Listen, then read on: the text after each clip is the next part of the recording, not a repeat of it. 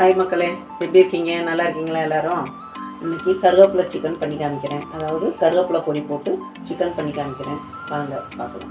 பாருங்கள், ஒரு கட்டு கருவேப்பிலை எடுத்துருக்குறேன். அதை வாஷ் பண்ணிட்டு ஈரம் இல்லாமல் எடுத்து இதில் ட்ரை பண்ண போட்டிருக்கிறேன். அது கூட ஒரு 5 காஷ்மீர் சில்லி போட்டிருக்கிறேன். இதை நல்லா ஃப்ரை பண்ணி எடுத்துக்கிடலாம்.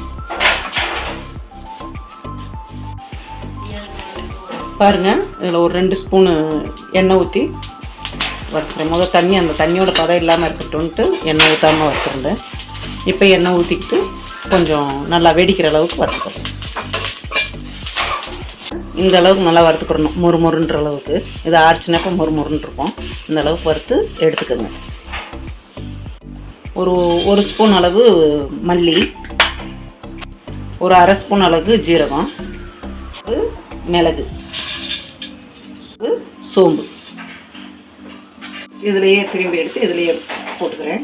இதை நைஸாக ஏன்னு கேட்டிங்கன்னா, நம்ம சிக்கனை போட்டு இது கூட மசாலா போட்டு வேக விட போகிறதில்ல. இந்த வெங்காயம் எவ்வளோ தூரத்துக்கு வேகுதோ அந்த மாதிரி இந்த சிக்கனும் அது கூட சேர்ந்து வேகிறதுனால அப்போ ரோஸ்ட் ஆகிடும். அதனால் வெறும் சிக்கன் போட்டு பாதி அளவு வெந்தால் போதும். வெங்காயம், ஸ்பூன் அளவு மஞ்சப்பொடி, அதுக்கு தகுந்தாப்பில் ஒரு 2 ஸ்பூன் அளவு மிளகா பொடி எடுத்துருக்கிறேன். இது இதுலேயே வேகட்டும். லாஸ்ட்டுக்கு தான் நம்ம அந்த பொடியை போட போகிறோம். சிக்கனுக்கு தேவையான அளவு உப்பு போட்டுக்கிறேன். பாருங்கள், இப்போ கஸ்தூரி மேத்தி ஒரு 2 ஸ்பூன் அளவு இது கூட சேர்த்துடுறேன். இப்போ சிக்கன் முக்கால் பாகம் வெந்துருச்சு. இந்த டைமில் நம்ம அரைச்சி வச்ச மிளகு, ஜீரகம், தனியா, கருவேப்பிலை எல்லாத்தையுமே இது கூட சேர்த்துடலாம். ஏன்னா இது போட்டதுக்கப்புறம் ஒரு 10 நிமிஷம் நல்லா வறுத்து விடணும். பாருங்கள், ஆயிடுச்சு. ஆல்மோஸ்ட் எல்லாம் முடிஞ்சு. கொத்தமல்லி தழை தூவிட்டு இறக்கிட்டு கீ ரைஸ் கூட இதை வச்சு சாப்பிட்டு பாருங்கள். காரசாரமாக சும்மா அடிபொலியாக இருக்கும்.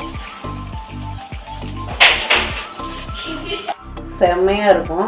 இதை செஞ்சு பாருங்கள். நீங்கள் செஞ்சு பார்த்துட்டு எப்படி இருக்குன்றது சொல்லுங்கள். சப்ஸ்கிரைப் பண்ணுங்கள், ஷேர் பண்ணுங்கள், லைக் பண்ணுங்கள். வாழ்த்து வளங்க.